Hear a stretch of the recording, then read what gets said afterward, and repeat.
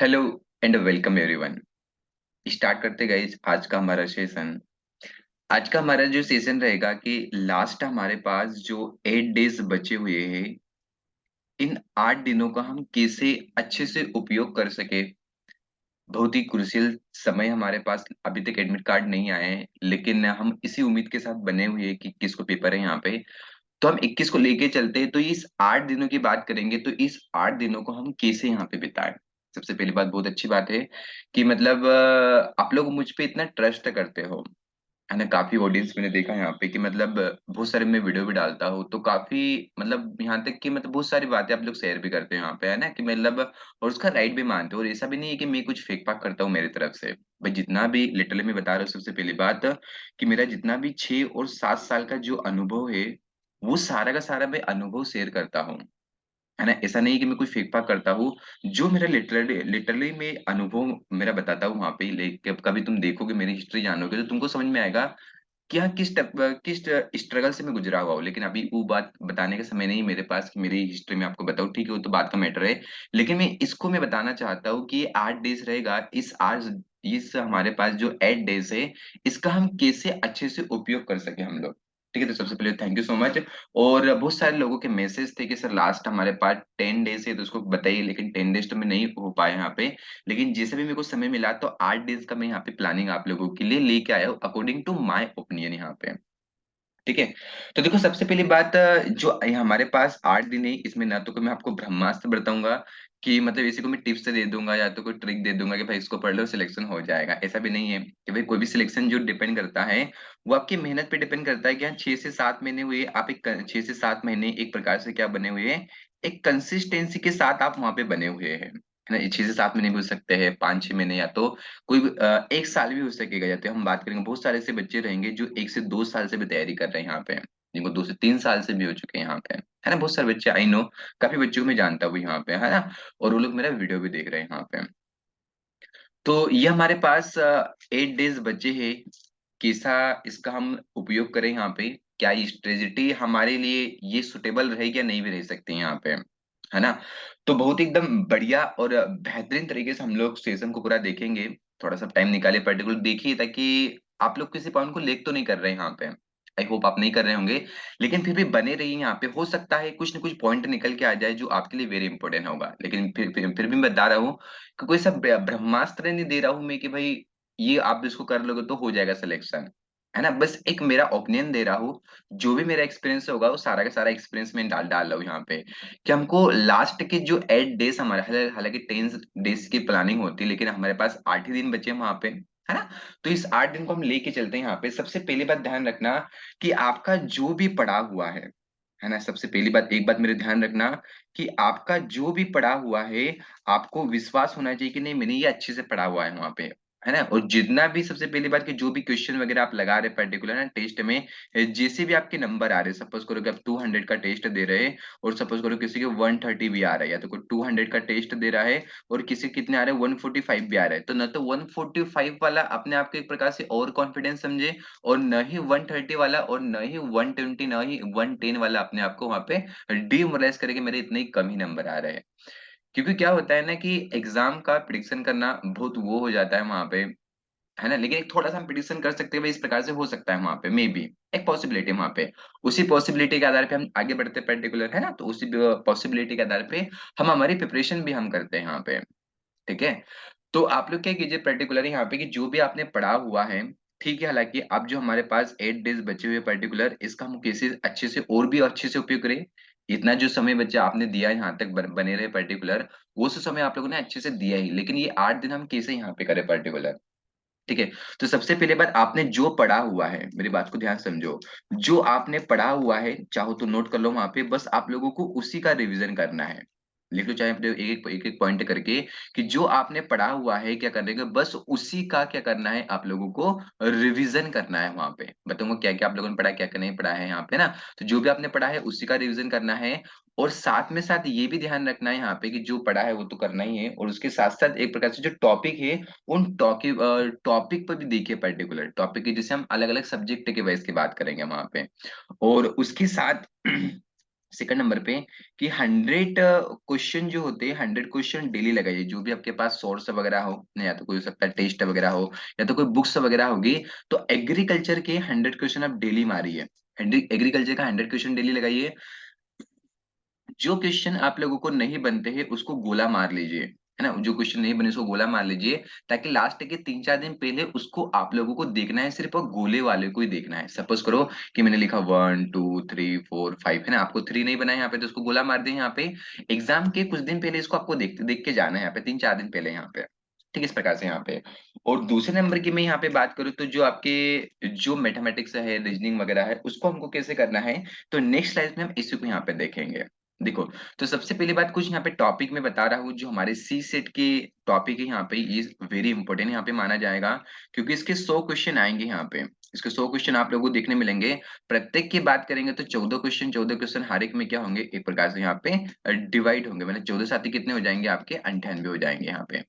अब यहाँ पे बात करेंगे तो देखो, सबसे ज्यादा आपके सिलेक्शन में बताओ कौन करवाएगा, आपका सिलेक्शन मैथमेटिक्स करवाएगा, रीजनिंग करवाएगा, इंग्लिश करवाएगा और हिंदी करवाएगा।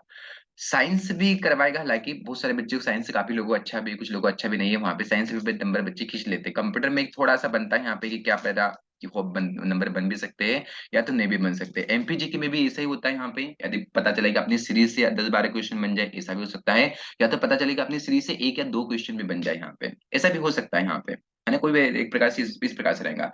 लेकिन मेरे को बताओ कि आप लोगों ने यदि प्रॉफिट लॉस किया है, क्या किया आप लोगों ने, प्रॉफिट लॉस किया है, तो क्या प्रॉफिट लॉस का आपने जो उसकी ट्रिक, जो भी पैटर्न उसका समझा हुआ है, उससे रिलेवेंट क्वेश्चन आया, मतलब डेफिनेटली आएगा ही वहां पे। क्या वो क्वेश्चन आएगा तो क्या बना पाओगे ना उसको, बताइए मेरे को, क्या बना पाओगे ना, डेफिनेटली बना पाओगे, आपको यस। आपका आंसर क्या होगा, आपको यस में इसको बना पाऊंगा वहां पे, है ना। तो मैथमेटिक्स के जो भी टॉपिक आपने पढ़े हुए हैं उसको इन 8 दिनों में अच्छे से रिवीजन कीजिए। ध्यान रखना मैं क्या बोल रहा हूँ, कि मैथमेटिक्स के जो भी टॉपिक आप लोगों ने पढ़े हुए हैं उसको आप क्या कीजिए, अच्छे से उसको क्या कीजिए, एक प्रकार से रिवीजन कीजिए। रीजनिंग के टॉपिक भी जो भी पढ़े हुए हैं, हो सकता है इसको 1 से 2 घंटे दो, है ना, 1 से 2 घंटे दो पर्टिकुलर यहाँ पे टॉपिकों को रिवीजन कीजिए, है ना। जो भी टॉपिक पढ़े, सपोज करो कोई टॉपिक आपको जिसे आपने पढ़ रखा है और फिर भी थोड़ा सा कंफ्यूजन क्रिएट हो रहा है, तो थोड़ा उसको देख लीजिए वहां पे, पता चलेगा परसेंटेज से आपको थोड़ा, मतलब थोड़ा थोड़ा बनता है वहां पे, तो थोड़ा उसको और अच्छे से कर लीजिए वहां पे, 1-2 घंटे दे के उसको खत्म कीजिए वहां पे। बाकी जो टॉपिक बचे ना उसके कॉन्सेप्ट अच्छे से क्लियर करना है, और एग्जाम के 3-4 दिन पहले बचेंगे ना, तो एग्जाम के 3-4 दिन पहले मेष से सिर्फ जो कॉन्सेप्ट है ना, कॉन्सेप्ट को देखना वहां पे, कि किस प्रकार से आपने जो अपने नोट्स में लिखे उसको आप लोगों को वहां पे देखना है। ठीक है। रीजनिंग की मैं बात करूंगा तो रीजनिंग में भी ऐसे, हालांकि रीजनिंग तो सभी को बनता है, पे टेंशन नहीं है ना, लेकिन फिर भी क्या होता है कि कहीं ना कहीं हमारे गलत चले जाते हैं। जैसे कल मैंने क्वेश्चन भी पूछा था तो काफी लोगों ने उसका आंसर गलत भी दिया था वहां पे। ठीक है, वो पपीते वाला वहां पे दिया था ना, सिलेक्स वाला क्वेश्चन दिया था, तो उसको काफी लोगों ने गलत भी किया वहां पे, तो ऐसा नहीं है वहां पे पर्टिकुलर। अपने क्या करो, अपने कॉन्सेप्ट और क्लियर करते जाओ, जितने ज्यादा प्रैक्टिस करोगे उतना अच्छे से कॉन्सेप्ट क्लियर होते हैं। इंग्लिश की भी बात करेंगे, इंग्लिश आप जैसा भी पढ़ रहे पर्टिकुलर, वही अपने 5-6 जो टॉपिक रहते हैं ना उनको यदि अच्छे से कर लिया पर्टिकुलर, नंबर बन जाएंगे वहां पे। और न्यूज़पेपर जो रीडिंग वगैरह काफी लोग करते भी होंगे वहां पे। ठीक है। और हिंदी की बात करेंगे तो हिंदी में भी हमारे गिने चुने कितने टॉपिक है, इस प्रकार से 6 या 7 या तो 8 टॉपिक है यहाँ पे। 6-7 टॉपिक में से तकरीबन ये मान के चलो कि 8 या 9 नंबर क्वेश्चन हमारे बन जाएंगे। जैसे वर्णमाला से एक क्वेश्चन हमारे बन जाता है, 1 या 2 क्वेश्चन बनता है वर्णमाला से, तो वर्णमाला क्या है, एक प्रकार से इंपोर्टेंट है। समास आप लोगों ने किए होंगे, है ना, समास से भी क्या होता है, एक प्रकार से क्वेश्चन बन जाते हैं। वर्णमाला हो गई, समास हो गई, और समास के साथ यदि हम बात करें, आप लोगों ने संधि पढ़ा होगा, संधि से भी क्वेश्चन बनते हैं वहां पे, है ना। उसके बाद आप लोगों ने छंद पढ़े होंगे, छंद से भी क्वेश्चन बनते हैं। उसके बाद आप लोगों ने अलंकार पढ़े होंगे, इस अलंकार से भी क्वेश्चन बनते हैं। संधि, उसके बाद यदि बात करेंगे तो विलोम और पर्यायवाची शब्द भी बनते हैं, लेकिन वो ऑलरेडी क्या होते हैं पर्टिकुलर, मतलब नॉर्मल आएंगे तो बन जाएंगे, नहीं तो फिर किसी से नहीं बनेंगे वहां पे। लेकिन ये ऐसे है कि आपको 6 से 7 नंबर देके जाएंगे। तो देखो ये कैसे हो जाते हैं, हमारे पास ये 4 सब्जेक्ट जो होते हैं एक प्रकार से प्रिडिक्टेबल सब्जेक्ट होते हैं। आई होप साइंस से भी आपने कंप्लीट किया होगा वहां पे, तो जैसा भी आपने पढ़ा हुआ है ना, तो इन दिनों में क्या करना है, इस 8 दिनों में यहाँ पे कुछ भी नया पढ़ने की आवश्यकता नहीं है। यहाँ पे सपोज डेट, यदि आप क्या पढ़ते हो, कुछ भी नया पढ़ोगे, सपोज करो आपने सुबह मतलब मॉर्निंग में आप लोगों ने कुछ भी नया पढ़ा है यहाँ पे, तो नया पढ़ने के साथ क्या होगा, उसको देखो कि उसको 2 से 3 बार आपको रिवीजन करना है। सबसे पहले मॉर्निंग में कोई नया पढ़ा, मॉर्निंग में आप लोगों ने कोई नया टॉपिक पढ़ा, तो इस टॉपिक को तकरीबन शाम को भी देखिए, शाम को उसको रिवीजन लगाइए और सुबह होते ही 2-3 दिन के बाद इसको और उठा लीजिए वहां पे। इससे क्या होगा, पर्टिकुलर इस टॉपिक का आपका रिवीजन अच्छे से हो जाएगा। नहीं तो क्या होगा, टॉपिक आप एक ही बार देखोगे ना, सपोज करो टॉपिक आपने यदि एक ही बार देखा, तो इससे क्या होगा, इससे क्या होगा भाई, टॉपिक आपने एक बार देखा वहां पे, तो वो पर्टिकुलर भूल ही जाओगे उसको, क्या मैंने कुछ पढ़ा था वहां पे। मतलब हल्का हल्का याद रहेगा वहां पे, क्योंकि भूलना मतलब इंसानियत की फितरत भी होती है एक प्रकार से, देखा जाता है वहां पे ना। तो कोई दिक्कत नहीं, हालांकि उसका रिवीजन अच्छे से कीजिए वहां पे। बाकी यहाँ पे साइंस वगैरह जो भी पढ़ रखा है उसको अच्छे से कंप्लीट कीजिए, और एमपीजी को जो भी पढ़ा है उसको रिवीजन कीजिए, और साथ में जो सीरीज में चला रहा है उसको थोड़ा थोड़ा देखते रहिए। अभी मैं इसको रिवीजन लगाने वाला हूँ पूरा सीरीज को। ठीक है, तो ये तो मैंने बताया आपको, सी सेट के बताया, देख लेना। जैसी भी आपको प्लानिंग है, मैं मेरे अनुसार प्लानिंग बता रहा हूँ किस प्रकार से आपको चलना चाहिए। और आई होप काफी लोग चलते भी यहाँ पे, और यदि आपको सुटेबल नहीं लगता है तो कोई दिक्कत नहीं है, बढ़िया सा जैसे आपकी प्लानिंग है आप अपनी प्लानिंग को ही रखिए, क्योंकि हर एक इंसान की क्या होती है, प्लानिंग अलग होती है। तो आप लोगों को ये नहीं सोचना कि प्लानिंग मैंने बताई तो परफेक्ट प्लानिंग है यहाँ पे। हो सकता है किसी के समझ में आए भी और किसी के समझ में नहीं भी है यहाँ पे। तो बिल्कुल भी नहीं ऐसे उदास नहीं होना है। आगे चल के मैं बात करूँ यहाँ पे कुछ हमारे एग्रीकल्चर सब्जेक्ट की बात करूंगा, तो इन चीजों पे आप लोगों को यहाँ पे ज्यादा फोकस यहाँ पे करना है, जहाँ से ज्यादा क्वेश्चन पॉसिबिलिटी एग्जाम में ज्यादा पॉसिबिलिटी यहाँ पे बनेगी। जैसे मैं बात करूंगा, देखो सॉइल साइंस की बात करूँ तो सॉइल साइंस से हमें आपके टॉपिक अच्छे से क्लियर होने चाहिए। जैसे जो रॉक्स वाला टॉपिक होगा वहां से भी क्या होता है, क्वेश्चन आपके बनते ही बनते हैं। सॉइल प्रोफाइल की बात करेंगे, है ना, सॉइल प्रोफाइल से पढ़ लेना। सॉइल फॉर्मेशन से आपने पढ़ा होगा, सॉइल की जो फिजिकल प्रॉपर्टी वगैरह होती है वहां से पढ़ा होगा।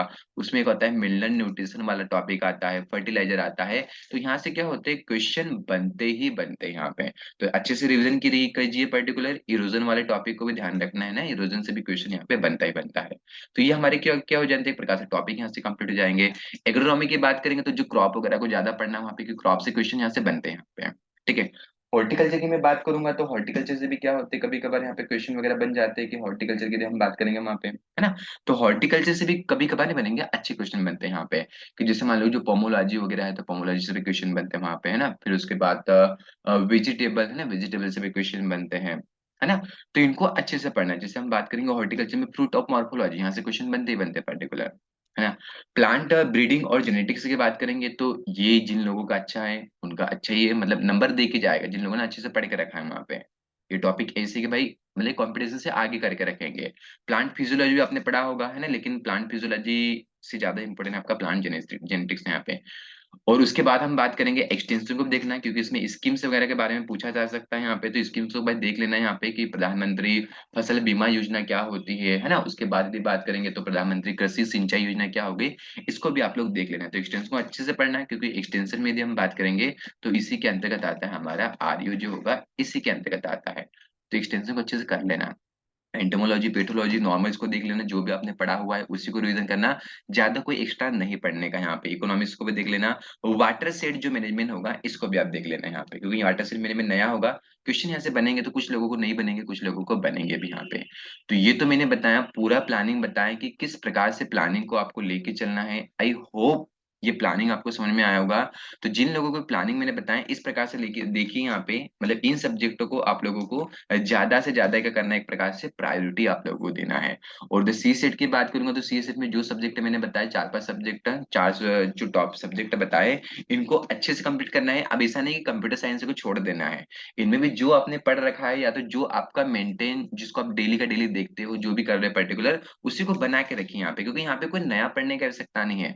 भाई इतने दिन बताओ, कितने हमने करीबन 3 या 4, या कोई 3-4 महीने से तैयारी कर रहा है, कोई 5-6 महीने से तैयारी कर रहा है, कोई 7-8 महीने से कर रहा है, कोई 1 साल से कर रहा है, कोई 2 साल से भी तैयारी कर रहा है। तो ये 8 दिनों में हम क्या कर लेंगे यहाँ पे, उसे कुछ खास तो नहीं, लेकिन हाँ जो भी पढ़ रहे हैं पर्टिकुलर उसको अच्छे से कंप्लीट कीजिए वहां पे। ठीक है, तो आई होप ये प्लानिंग आपको अच्छा लगा होगा, है ना, सभी लोगों को। यदि ये प्लानिंग अच्छा लगा तो डेफिनेटली लाइक कीजिए, और जो भी आपके एग्रीकल्चर के जो फ्रेंड है ना उनको यहाँ पे शेयर कीजिए, ताकि उनको भी ये प्लानिंग एक प्रकार से वहां पे समझ में आ जाए कि प्लानिंग किस प्रकार से वहां पे करना है। और सबसे पहले बात तो बिल्कुल भी उदास ना हुई कि भाई पेपर कैसा आएगा, पैटर्न कैसा रहेगा। जो भी होगा बढ़िया होगा। खुद पे यकीन रखिए और ट्रस्ट रखिए, definitely you can do it guys, है ना। क्योंकि क्या होता है, मतलब इंसान का जो खुद पे भरोसा होता है, वही क्या करता है, एक प्रकार से उसको आगे बढ़ाता है। टेस्टों से बिल्कुल भी कंपैरिजन मत करना एग्जाम का मेन लेवल से। कि भाई टेस्ट में आपके नंबर पता चले कि 130 नंबर आ रहे हैं और किसी के 150 नंबर आ रहे हैं, 150 वाला पता चले कि और कॉन्फिडेंस हो गया, पता चले कि मेन एग्जाम में पैटर्न कुछ अलग ही आ गया, वहां पे पता चले कि यहाँ पे 120 पे ढेर हो गए, और जो 130 वाला है पर्टिकुलर, इसके और भी अच्छे मार्क्स यहाँ पे बढ़ गए, पता चले कि 140 के समथिंग चले गए, है ना। तो बिल्कुल भी ऐसा उदास नहीं होना, टेस्टों से कंपैरिजन बिल्कुल ना करना, वहां पे खुद पे भरोसा रखे, जो पढ़ा है अच्छा पढ़ा है, बेहतरीन पढ़ा है, और डेफिनेटली क्या होगा, एग्जाम में आएगा यहाँ पे। तो आई होप ये प्लानिंग समझ में आएगी, ज्यादा टाइम आपका नहीं लेना चाहूंगा मैं। यदि ये प्लानिंग अच्छा लगा हो तो डेफिनेटली इसको लाइक कीजिए और अपने फ्रेंड्स को शेयर भी कीजिए। थैंक यू सो मच, सभी लोगों को शुभ रात्रि, धन्यवाद।